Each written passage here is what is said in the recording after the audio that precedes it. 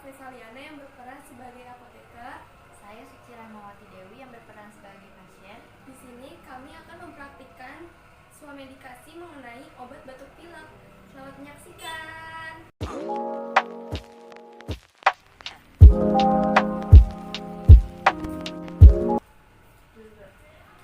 Permisi Mbak. Ya, selamat datang di Apotek Jala Farma. Saya Jala Vesaliana sebagai apoteker yang bekerja hari ini. Ada yang bisa saya bantu?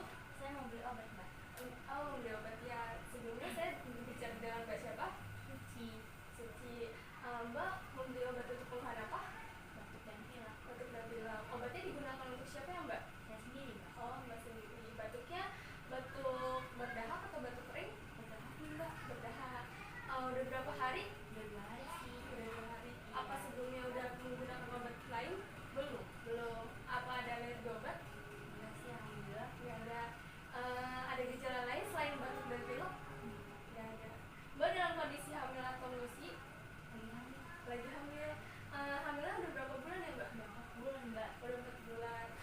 Saya ulangi lagi ya, Mbak Suci dengan keluhan batuk berdahak, disertai dengan pilek juga, terus tidak ada alergi apapun, terus belum menggunakan obat lainnya, dalam kondisi hamil 4 bulan ya Mbak?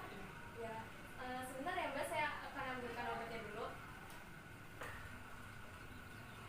Mbak, ini sirup Silex yang saya rekomendasikan untuk batuk dan pileknya Mbak.